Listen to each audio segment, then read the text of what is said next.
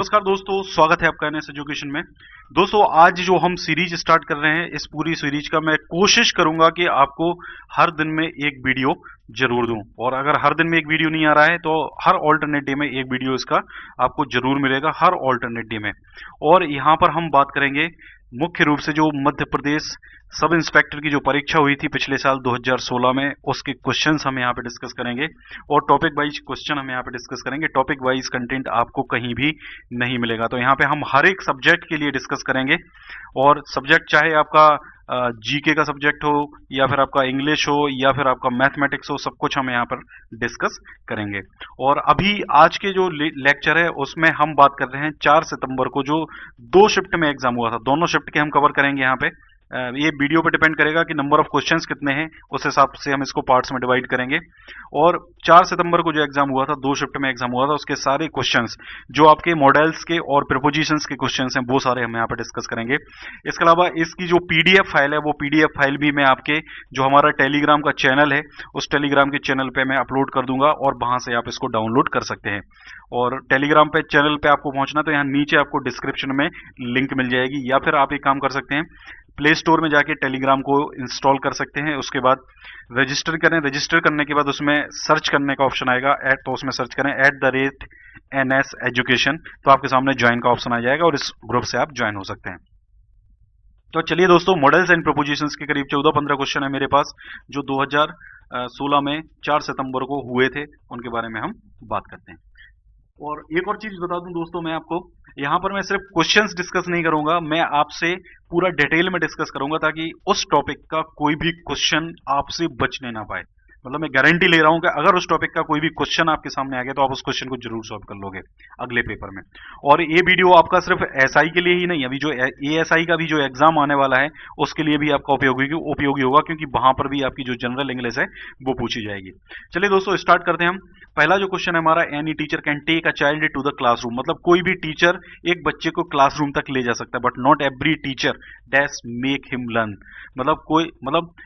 कोई भी टीचर है वो एक बच्चे को क्लासरूम तक तो ले जा सकता है, लेकिन हर एक टीचर बच्चे को सिखा नहीं सकता, हर एक टीचर बच्चे को पढ़ा नहीं सकता।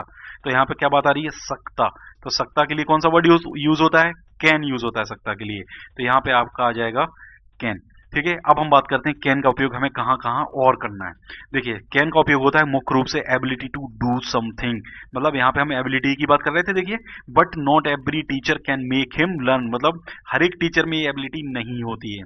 ठीक है, जैसे आई कैन स्पीक इंग्लिश, मतलब मैं इंग्लिश बोल सकता हूं। ठीक है, परमिशन टू डू समथिंग, ये इसका सेकेंड यूसेज है। परमिशन, किसी चीज के लिए आपको परमिशन चाहिए। Can I go to the cinema, मतलब क्या मैं सिनेमा जा सकता हूं, तो आपको परमिशन चाहिए तो आप कैन का उपयोग करोगे। लेकिन ये दोनों चीजें कहां होंगी, प्रेजेंट में होंगी। ठीक है ना, ये प्रेजेंट में हम यहाँ पे बात करेंगे। तीसरा जो पॉइंट है वो है आपका रिक्वेस्ट। आप किसी से रिक्वेस्ट कर रहे हो, can you wait a moment please, क्या आप कुछ टाइम, मतलब कैन यू वेट, क्या आप कुछ टाइम के लिए प्रतीक्षा कर सकते हैं। ठीक है ना।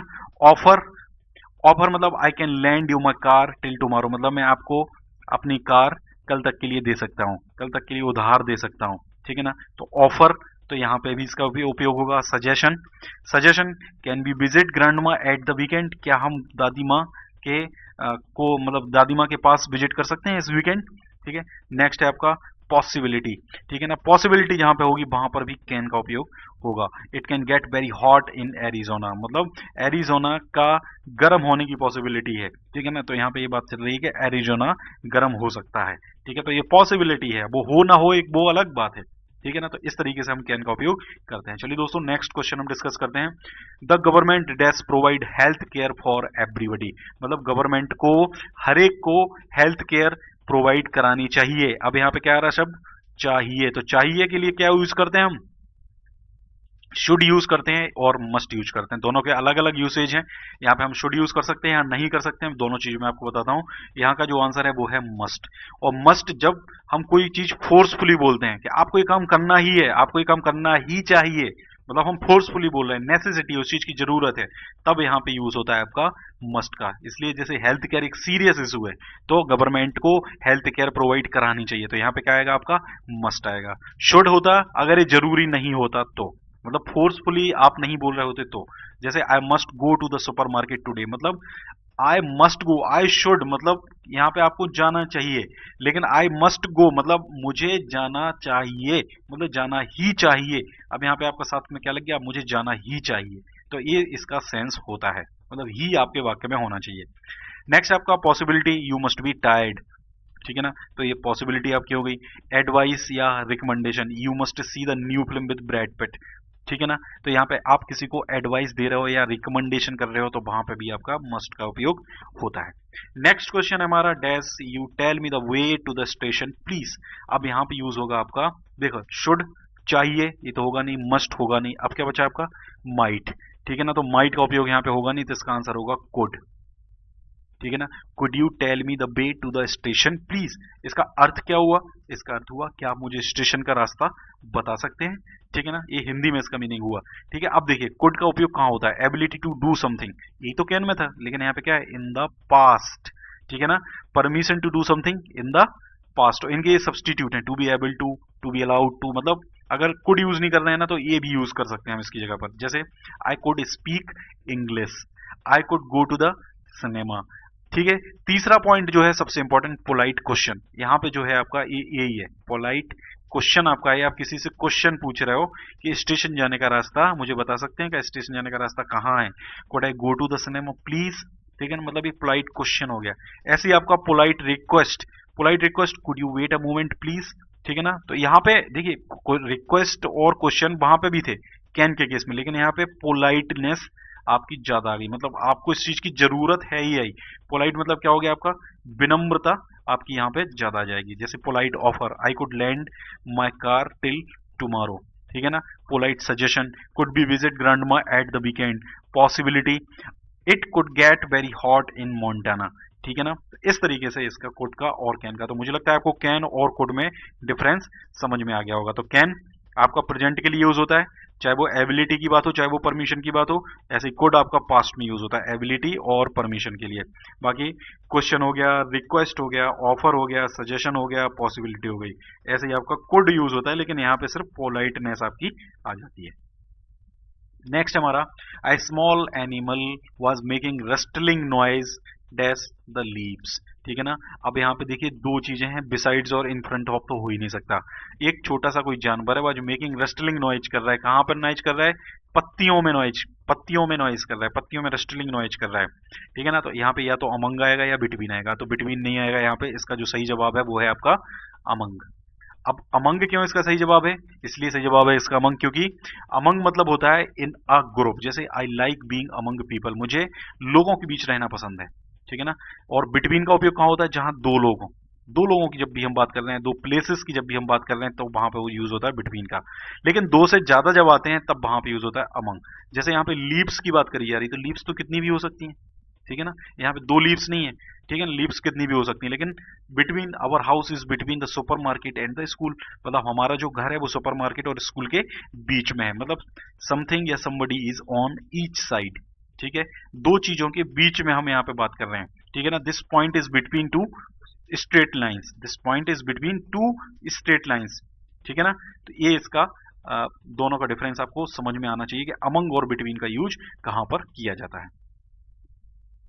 नेक्स्ट क्वेश्चन हमारा, a beautiful white bird flu dash the lake, तो यहाँ पे मैं आपको डायरेक्ट बता देता हूँ, इसका जो आंसर होगा वो होगा ओवर द लेक, मतलब ओवर मतलब होता है किसी चीज के एबव समथिंग या समबडी। दोस्तों एक चीज और आप ध्यान रखें, जब भी आप क्वेश्चन करें तो सबसे पहले देखिए beautiful white bird flu dash the lake, मतलब एक सुंदर सफेद चिड़िया, फ्लू मतलब उड़ रही है, कहाँ उड़ रही है, ओवर द लेक, झील के ऊपर उड़ रही है, तो यहाँ पे बीनीथ और अंडर ये दो तो हो ही नहीं सकते हैं।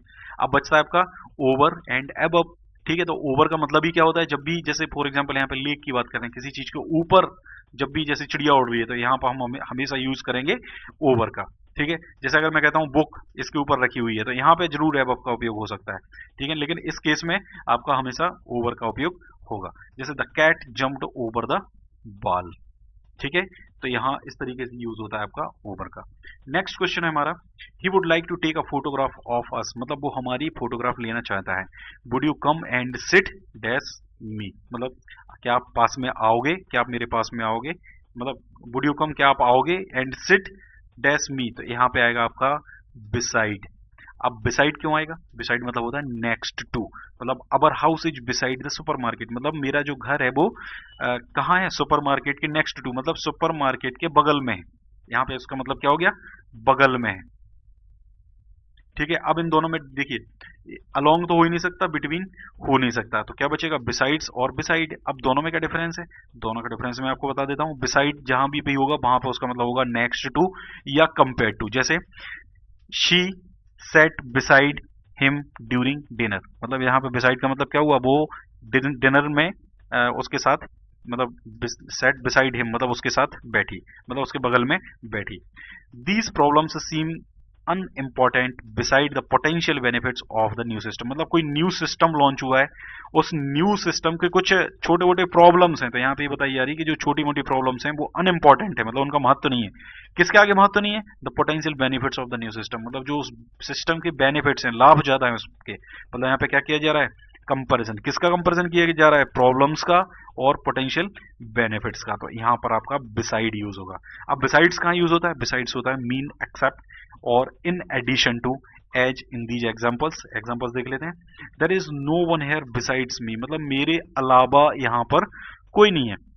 She wants to learn other languages besides English and French, मतलब वो इंग्लिश और फ्रेंच के अलावा और कोई लैंग्वेज सीखना चाहती है। ठीक है ना, तो बिसाइड का मतलब क्या बन गया आपका? इन एडिशन टू, मतलब इंग्लिश और फ्रेंच के अलावा।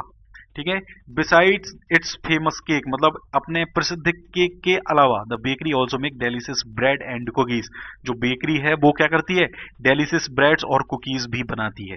तो इस तरीके से इसका उपयोग होता है बिसाइड का और बिसाइड्स का, बहुत इंपॉर्टेंट पॉइंट है आपका ये।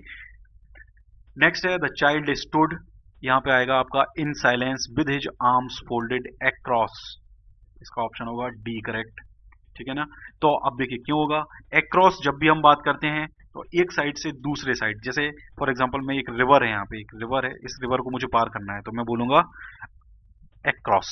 एक चीज से दूसरी चीज आप पार कर रहे हो, ठीक है ना, from one side to another. अब ये चेस्ट है, चेस्ट से इसने अपनी आर्म्स को फोल्ड कर रखा है, ठीक है ना, तो ये अक्रॉस यहाँ पे यूज होगा। ठीक है, और यहाँ पे इन जो है ये हमेशा साइलेंस के लिए इन ही यूज होता है। जैसे इनका जो उपयोग है, इन प्रपोजिशन ऑफ टाइम भी है, इन आपका प्रपोजिशन ऑफ प्लेस भी है। और एक और चीज मैं बता दूं आपको, प्रपोजिशन के मैंने 4 वीडियो बनाए थे, अगर आप वो देख लें, चारों वीडियो है, 4 वीडियो में से आपको एक भी क्वेश्चन, सिंगल क्वेश्चन आपसे प्रपोजिशन का नहीं छूटेगा, मैं इस चीज की गारंटी ले सकता हूं। उन वीडियोस को आप जरूर देखें। ठीक है ना दोस्तों, तो इसके बाद फिर यहाँ पे होगा आपका across, from one side to the other side. जैसे you must not go across this road, मतलब रोड के क्रॉस, ठीक है ना। There isn't a bridge across the river, मतलब रिवर के अक्रॉस, ठीक है ना। इस तरीके से इनका उपयोग किया जाता है। नेक्स्ट है दोस्तों, dash would you put the jar back into the cupboard for me, क्या आप जो जार है उसको कपबोर्ड में रख दोगे मेरे लिए? तो यहाँ पे यूज होगा हमेशा वुड का, क्योंकि यहाँ पे बात चल रही है पोलाइटली, ठीक है ना, मतलब आप किसी से रिक्वेस्ट कर रहे हो, क्या आप ऐसा कर सकते हो? तो यहाँ पे हम बिल का भी उपयोग कर सकते हैं, लेकिन बिल का उपयोग पोलाइटनेस के लिए नहीं किया जाता है। नॉर्मल बिल मतलब आप नॉर्मल चाहते हो ऐसा, ठीक है ना, लेकिन अगर वुड आपने वहां पे लगाया हुआ है तो इसका मतलब क्या हुआ? आपको बहुत ज्यादा पोलाइट वे में रिक्वेस्ट की जा रही है। जैसे विश होता है, रिक्वेस्ट होता है मोर पोलाइट देन विल। जैसे would you shut the door please. Habits in the past, past की जो हैबिट्स हैं उनके लिए भी वुड का उपयोग किया जाता है। जैसे sometimes he would bring me some flowers, मतलब कभी कभी वो मेरे लिए कुछ फ्लावर्स लेके आता था। ठीक है, तो इस तरीके से वुड का उपयोग किया जाता है। ऐसे यहाँ पर भी है, changing the course of the river would cause serious environmental damage to the whole valley. ठीक है ना, यहाँ पे फ्यूचर की बात करी जा रही है। देखिए यहाँ पे वुड का यूज होगा, मतलब अगर जो नदी है उसका बहाव चेंज कर दिया जाए, ठीक है ना, कॉज सीरियस एनवायरमेंटल, मतलब जो पर्यावरण है उसको गंभीर खतरे हो जाएंगे। Damage to the whole valley, मतलब जो भी वैली है, जो घाटी है, उसमें एनवायरमेंटल सीरियस एनवायरमेंटल डैमेज हो सकता है। तो यहाँ पर आपका यूज होगा वुड, तो इसका सही आंसर होगा आपका वुड। नेक्स्ट क्वेश्चन है दोस्तों हमारा, one I dash get into these trousers any more, they are far too small for me, मतलब ट्राउजर्स मतलब क्या होते हैं? आप जो पैंट, नॉर्मली जो पैंट हम जिनको बोलते हैं वो होते हैं आपके ट्राउजर्स। ठीक है, तो they are far too small for me, मतलब वो मेरे लिए बहुत छोटे हो गए हैं। I can't get into these trousers anymore, मतलब अब मुझे ये ट्राउजर्स नहीं बनते हैं, तो यहाँ पे क्या यूज होगा आपका, कैन। देखिए ऑट टू और मस्ट तो होगा ही नहीं, कैन। अब यहाँ पे नेगेटिव सेंस में बात कर रहे हैं हम, नहीं बनते हैं तो आई कांट यहाँ पे आएगा, ठीक है ना। तो इसका सही जवाब होगा आपका कांट। नेक्स्ट है the door opened and nurse came dash the room in of beyond. Beyond और ऑफ तो हो ही नहीं सकते हैं, क्योंकि दरवाजा खुला एंड नर्स कमरे में आई, ठीक है। इसका मतलब क्या हुआ, यहाँ पे या तो इन यहाँ पर होगा या फिर यहाँ पे इनटू होगा, क्योंकि इन दोनों ही का मीनिंग होता है मैं, लेकिन इनका जो उपयोग होता है नॉर्मली यहाँ पे नहीं होगा, यहाँ पे होगा इनटू का उपयोग, क्योंकि जब हम किसी कमरे में एंटर कर रहे हो, ठीक है ना, तो वहां पर हमें यूज करना पड़ता है हमेशा इनटू। किसी चीज के अंदर आप जा रहे हो, कोई चीज आप अंदर लेके जा रहे हो, जैसे अगर मैं कहूं ब्रेक इनटू, तो ब्रेक इनटू मतलब क्या होगा, जो चोर हैं वहां पे यूज होता है कि कोई चोर कमरे में घुसे और सामान लूट के ले गए, तो ब्रेक इनटू मतलब वो अंदर घुसे, ठीक है ना, उन्होंने चोरी की, तो यहाँ पे ब्रेक इनटू का उपयोग होगा, मतलब आपको अंदर जाना है, ठीक है ना, तो वहां पे उपयोग होता है आपका इनटू का। तो into entering something, you shouldn't go into the कास्टल, ठीक है, तो यहाँ पे होगा आपका इनटू का उपयोग। नेक्स्ट है आपका there were a series of explosion and the van burst into flames, मतलब there were a series of explosions, मतलब बहुत सारे एक्सप्लोजन्स धमाके हुए, a series of explosions and the van, जो भी वैन थी या कार थी, वर्स्ट इनटू फ्लेम्स, मतलब किस में कन्वर्ट हो गई, फ्लेम्स में कन्वर्ट हो गई, आग की लपटों में कन्वर्ट हो गई। तो यहां पे हम किस में कर रहे हैं, एक स्टेट चेंज हो गई है। जैसे अगर मैं कहता हूं the milk turns into curd, मतलब दूध दही में कन्वर्ट हो गया, मतलब दूध का दही बन गया, तो इसको हम क्या बोलेंगे, the milk turn into curd, मतलब मिल्क से स्टेट चेंज हो गई, किसकी, कर्ड बन गया है, ठीक है ना। तो इस तरीके से हम उपयोग करते हैं इसका इनटू का। और अगर हम कोई और एग्जांपल ले लें, जैसे ट्रांसलेट इनटू इंग्लिश, तो यहां पे हम ट्रांसलेट इन इंग्लिश कभी भी नहीं बोलेंगे, ट्रांसलेट इनटू इंग्लिश या ट्रांसलेट इनटू फ्रेंच, ठीक है ना। तो यहाँ पे हमेशा इनटू का उपयोग होगा, क्योंकि उस एक स्टेट इसकी चेंज हो गई। जैसे water change into ice, the water change into ice, या वाटर टर्न्स इनटू, यहाँ पे चेंज आएगा, वाटर चेंज इनटू आइस या वाटर टर्न्स इनटू आइस, मतलब एक वाटर था एक स्टेट में था, आइस दूसरे स्टेट में आपका कन्वर्ट हो गया, तो यहाँ पे हमेशा उपयोग होगा आपका इनटू का।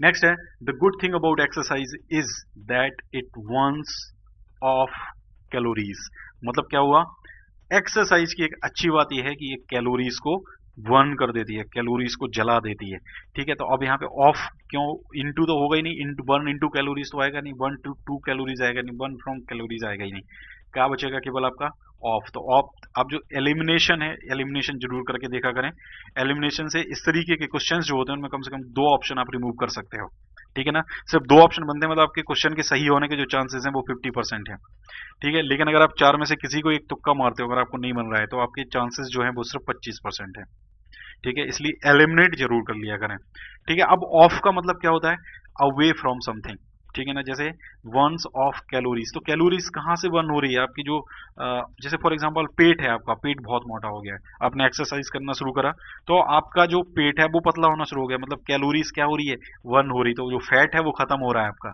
ठीक है ना। तो फैट खत्म हो रहा है मतलब आपकी बॉडी से क्या हो रहा है, अलग हो रहा है, away from something. The cat jumped off the roof, मतलब छत से कैट जंप कर गई, तो अवे फ्रॉम रूफ, तो ये बहुत आसान होता है ये वाला, ठीक है ना दोस्तों। तो इस तरीके से हम ये आपका ऑफ का उपयोग करेंगे। नेक्स्ट है the well ring at regular intervals throw, throw मतलब होता है पूरे दिन, मतलब द वेल्स रिंग मतलब जो घंटियां हैं वो बजती हैं, एट रेगुलर इंटरवल्स मतलब ये कुछ टाइम के बाद, regular intervals through the day मतलब पूरे दिन। अब यहाँ पे हमेशा इंटरवल की जब भी हम बात करेंगे, टाइम की जब भी हम यहाँ पे बात करेंगे, तब हमेशा एट का उपयोग होगा, और थ्रो द डे मतलब पूरे दिन, तो यहाँ पे होगा ऑप्शन सही है आपका एट थ्रो। और बाकी जो एट के उपयोग हैं वो सारे मैंने आपको देखिए यहाँ पे दे दिए हैं। इसके अलावा भी और भी बहुत सारे होते हैं, तो गिने चुने, जैसे पार्ट ऑफ द डे, जैसे एट नाइट, एट मॉर्निंग, इस तरीके से हम उपयोग करते हैं इनका। Time of the day at 6 o'clock, at midnight, हमेशा टाइम के लिए एट का उपयोग करते हैं। कोई सेलिब्रेशन हो, जैसे पार्टी हो, at party, I am at party,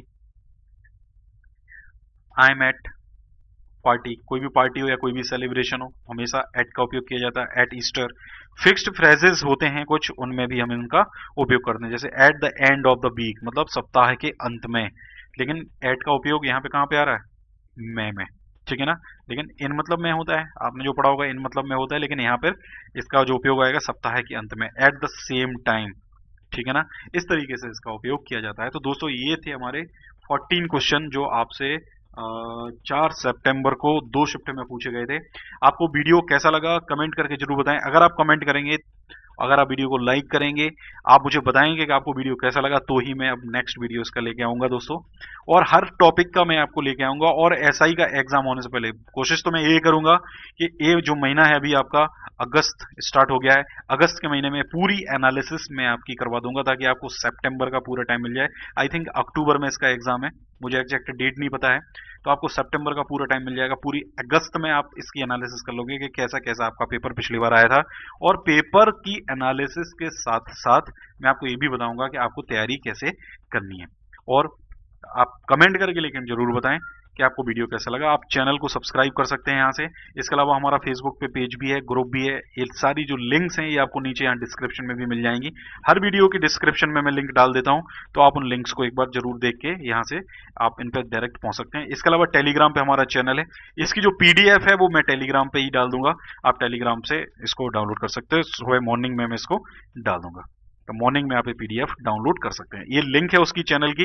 इसके अलावा नीचे डिस्क्रिप्शन में भी आपको लिंक मिल जाएगी। अगर आपको फिर भी परेशानी होती है तो आप प्ले स्टोर में जाएं, प्ले स्टोर में जाके टेलीग्राम इंस्टॉल करें, उसको रजिस्टर करें और वहां पे जाके सर्च करें @NS एजुकेशन, आपको ज्वाइन का ऑप्शन आ जाएगा। इसके अलावा दोस्तों सबसे इंपॉर्टेंट पॉइंट, आप शेयरिंग जरूर करें। आप जितना वीडियो शेयरिंग करेंगे उतना ही हमारी टीम को मोटिवेशन मिलता है।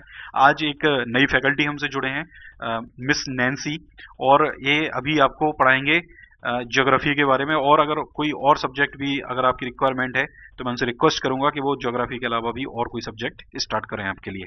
ठीक है दोस्तों, थैंक यू वेरी मच।